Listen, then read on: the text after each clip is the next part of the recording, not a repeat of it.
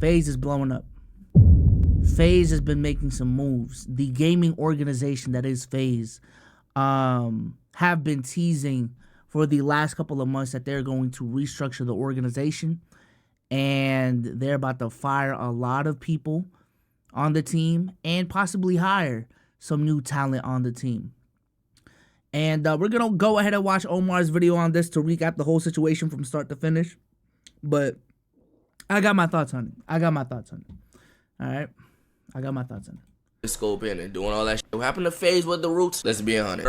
Whatever, how falling off you think FaZe is now, it'd be even worse, man. That shit gets no traction. It's about entertaining your viewers at the end of the day. I'm not gonna lie to you, your rage. I wholeheartedly agree with everything that you're saying. And to be honest with you, it's a lot of the reason why we saw a lot of these esports companies go under. What's going on, everybody? Let's get into the real meat and potatoes as to why FaZe is going through this rebrand. And they're doing something that I actually like with this one, because they're bringing the content, new age content, back to the platform under their big name that they have. So if you've been living under a rock, or maybe you just don't follow the FaZe page in general, the FaZe Clan page hit Control-Alt-Delete in a tweet, and they had this little... I will say this, man.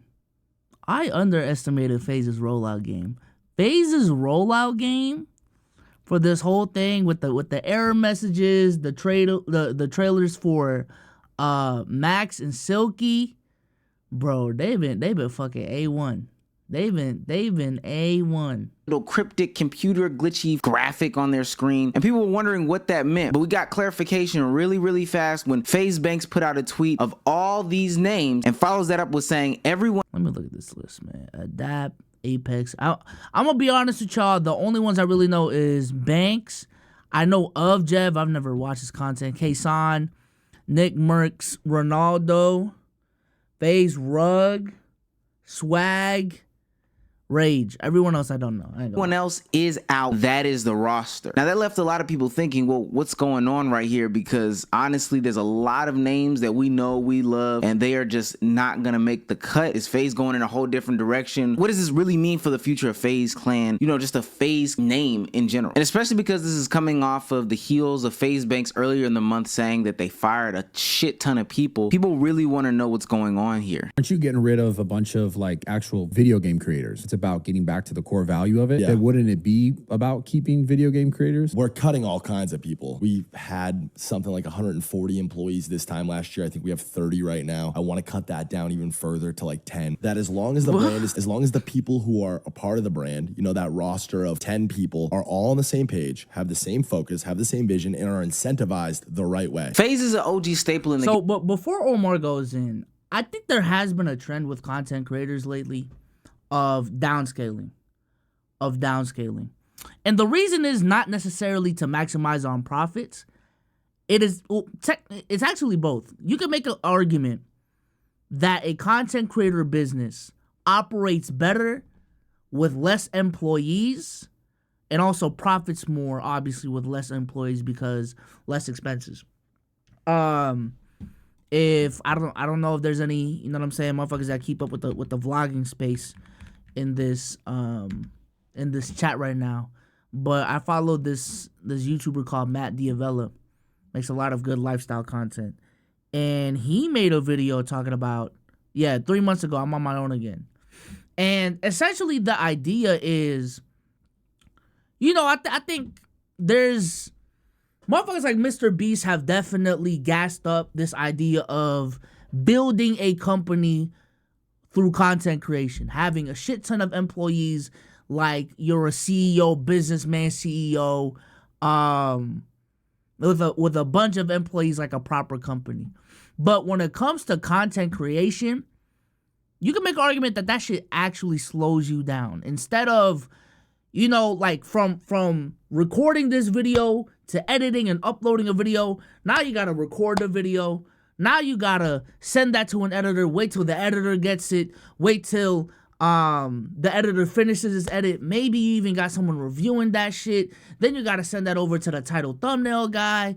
Now the title thumbnail guy gotta do his work. Like, there's so many different chains of commands. There's so much bureaucracy going on that, we're not even getting shit done. Like, we're just hiring people to say we're hiring people. And all we're doing every single fucking day is just holding meetings. Like, what are we actually getting done? You know what I'm saying? So I think the idea of downsizing, there is pros to it. There is pros to it. Now, with how big FaZe is, having only 10 employees, I don't know their business enough to say that that's too little or too much. But that doesn't surprise me whatsoever. Them downsizing the roster from however many they had to only 10, 11, 12, I think that's a good idea. There was a lot of fluff when it came to FaZe. You know what I'm saying? I know some of the people that were in FaZe prior to this, and I was honestly surprised they were in FaZe. I'm going to keep it a stack. But game. So to hear that they're going through this turmoil is very, very disheartening. But I think it's for a good cause, because we know once they went corporate, things started to go totally left and people were very dissatisfied with what happened. FaZe Bank said in a tweet, "My shares were legitimately stolen from me. I was written out of the company, stripped, stolen. My shares weren't reissued, reinstated for over 7 years, and only ultimately were because they had to be for them to take it public. I've never had a say, a vote, any sort of actual real control. I have never sold a share or profited from this brand outside of a working class salary. I'd be able to suck it up if I made a poor decision and sold. That simply isn't the case. Shit was literally stolen from me." And as we see a lot of these brands becoming more legitimate, these young content creators rising up from the ranks of just creating content to coming into the corporate sphere, I think that they can learn a lot from the FaZe issues and stuff that they went to. Not going corporate and having them take names and take rights. We're seeing Kai Cenat, Agent, and some of the other AMP people start to deal with all these other companies, but they're still maintaining who they are in control of not only their content, but ultimately their name. And then they don't have to do a bunch of corny gimmicks in order to satisfy the company. Like us paying members to put FaZe in their name, having that be the relationship, like that doesn't work. I want no part of that. It doesn't do anything for either side. We're not Red Bull, bro. We're not like, you know what I mean? We're not trying to slap our Rain logo would on top. talk a lot about this. It's very true. What he's saying is absolutely true, because at the end of the day, it becomes inauthentic. There's no real relationship, no rhyme or reason why these people would have this name here other than simply a cash grab. And if the whole point of this young new creator sphere, the whole new generation that's coming up, is authenticity, you're only gonna hurt your name and your brand when you start to slap your name on people because it'll make you cooler or whatever the case may be. I had a lot of questions when the Bronny James thing came along, but you know, I was killed for that one. I can only imagine FaZe Bronny, that just surprised me. Wait, Bronny's in FaZe? Hey, we had some jokes on the podcast about Bronny using his FaZe money too. Imagine a world in which AMP or RDC or even SSB, because I saw Aiden Ross looking for new members, started to just reach out to a bunch of people in a bunch of different places and space that had nothing to do with them, but because they have a name, this other person has a name, we feel as if we can take ownership of you or get creative control or just slap our logo right here. We can sort of build our brand and our identity. It doesn't work out in the long run. People get dissatisfied, and then ultimately you just paid a guy or a girl to put a label on their content and you got nothing out of it in return. All those people fucking crying about sniping and shit, I understand. This shit is fun to me, but apparently other people don't fucking think so. And you don't either, because you're in the comments fucking crying. When was the last time you watched a fucking quickscope montage? You don't give a fuck. And what your rage is saying is absolutely true. Quickscoping montages came up through the era of the machinima. I think this whole issue is just another case of motherfuckers do not want change, bro. Or let me say this. It's not that y'all don't want change. It's that y'all want change, but when y'all get change, now you get picky about the change. And you, in the first place, you didn't even know what change you wanted. You just wanted something changed. You know what I'm saying? So for years now, I've been keeping up with FaZe from afar. Motherfuckers have been telling me FaZe is dead, FaZe is washed. They're just a crypto gambling company now. They don't, you know what I'm saying? No one really cares about them anymore. So okay, cool. This is what FaZe is right now. This is what we have to rebuild from. This is our image right now. Banks comes in and says, all right, we're gonna make some changes. Let's make some changes. I think a similar issue when it comes to Let's Keep It a Buck. I don't want to touch on that too much. Bro, what we've been doing, how we've been running things is not working for 2, 3, 4, 5 years. And the definition of insanity is doing the same thing over and over and over again and expecting the same results. So when it came to FaZe, if we're trying to revive this brand that we love, if we're trying to revive this brand and take this brand that we love to the next level, some next level shit has to happen. Some new level shit, something people aren't used to, has to happen. So that means cutting out the fat on the team. That means getting people who are on board with the vision. If you not, get the fuck out of here. You know what I'm saying? That means acquiring new talent and new blood when it comes to the FaZe Clan. Shout out to Silky. Shout out to Max. I don't know who else they're announcing. I feel like Jason's going to be in there. Jason the Ween is going to be phased up real soon. And maybe Lacey? Clicks? If they get clicks, that's going to be huge. I ain't going to lie. But, nah, bro. Days or MW2 COD 4 lobbies, etc., but that was literally a decade ago. There's no way that people think that a brand can sustain itself over a decade's worth of doing the same exact content. And to be quite frank, esports didn't take off in the US like people thought it would. We thought it would be like some of the more countries on the east that esports is a real thing that they take seriously, but especially during around the pandemic time when people were really dipping their toe into the esports environment, it just did not stick in America like people thought it would. I don't think Omar knows enough about. I'm gonna be honest. I don't know enough about esports to talk about this, but every time I hear people talk about esports in America, it does seem bigger than what I actually think. Pause. People like football. People like basketball. People like other sports. Not NBA, NFL level, obviously, but there's a lot of traction in esports, even in America. That requires some actual hitting, but the schools weren't adopting it. The parents weren't really getting behind it either. And after a certain amount of time, the kids found out that, hey, I am better off making IRL content or making stuff like RP content as opposed to being the best on the leaderboard in a COD lobby. That just doesn't make sense. So now you have to move on to different things. Go the IRL route. I don't even know motherfucker that they just signed, but dude, he is huge. Chat, if you look at viewership now on Kick and Twitch and whatnot, that IRL streaming stuff, man, that's what's popping right now. It's like, yeah, all of us are in here and we like Call of Duty, we like Apex, we like Halo, we do all that. Like, bro, we're gamers, right? But like, just surge of IRL, just in your face content, and that's what a lot of these people are watching, man. Like with Kai Cenat and Jinxie and these guys at the forefront, I think that a lot of these dudes are going to continue to push live streaming. And it's a good thing that is Jinxie even an IRL streamer? I feel like especially at the top, that motherfucker games a lot. Like, he might be live right now and we can check. He might be live right now. Okay, he's not live right now, but every time I tune into a Jinxie stream, he is playing R6. So I don't even think Jinxie's a good example in this regard.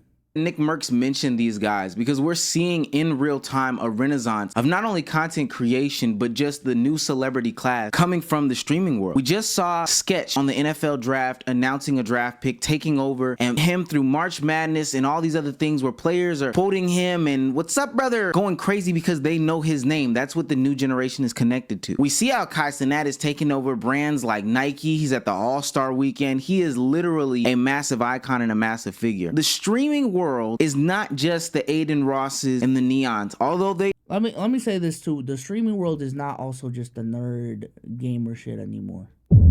It's not.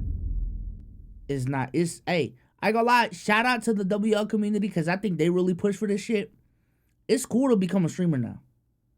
They made it like streamer clout. I'm telling you right now, bro. This is the reason why a lot of motherfuckers are streaming now. Streaming clout and streaming motion is just different from any type of motion you can get on the internet right now. It just is. It just is. Give me 100,000 on Twitch, and I'm telling you, it's a different type of motion between 100,000 on TikTok, Twitter, Instagram, and YouTube. It just is, dude. It's a Twitch follower is the most valuable follower on the internet right now, which is why I appreciate the 100 motherfuckers in the building right now for staying up with me at 1:46, 2 a.m. in the morning. You know what I'm saying? Because I value that. But Twitch supporters are just loyal as shit. Maybe to a fault.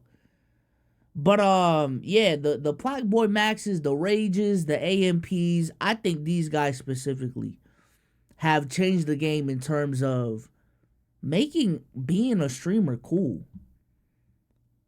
Making being a streamer specifically cool. I don't think XQC did that. I don't think a Hassan did that. I don't think a Nick Merckx did that. These motherfuckers are cool. they are big contributors, which I thought I would never say, the streaming world consists of these guys too. And I think it's very interesting because, like I said, gaming has not stuck. Yeah, you have a Dr. Disrespect who did definitely have a moment, and I will say he is a big figure, but there's a whole nother world that you have to take over. Same thing with Ninja. Ninja came, he conquered, and then Ninja's kind of gone. He doesn't have the same effect as a Kai Cenat. He doesn't have the same effect as a Jinxie. He doesn't have the same effect as a Sketch. So you have to embrace change in order for you to continue to grow and to continue to succeed. But see, when you talk about bringing in the new, you also have to talk about kicking out the old. And I think that's where a lot of people in this conversation are really upset with some of the FaZe members, is because you're gonna see a lot of the notable faces get kicked out for something new. And my only concern with FaZe's rollout is they didn't really specify exactly what the new vision is. Like what is the new mission statement? So that both as supporters and honestly as a company owner, everything is aligned with this mission statement. Okay, we're removing these content creators. Why? Explain why. Okay, we're adding these content creators into the fold. Why? What do they bring to our mission statement? What do they bring to our goal outside of just the latest popper streamer that we can add to the roster? Because I feel like, honestly, that's how they got to the point that they're at right now. Is because they just kept on adding motherfuckers to the roster that didn't fit their vision. But I kind of have a feeling of what their vision is now. I think FaZe specifically is pivoting towards being a streamer-centric content house. Not YouTube, not TikTok, streamer content house. Specifically focused on content creators that are deemed cool to a Gen Z demographic. I think that's the vision. You know what I'm saying? When you add Ronaldo on there, you got Rage on there, you about to add Silky, you about to add Max. These are dudes that, generally speaking, are the cool kids at the streamer table. I think that's what they're trying to pull off. Banks is in that conversation as well. Hell, I think they would add Aiden if Aiden probably didn't cost $1 billion.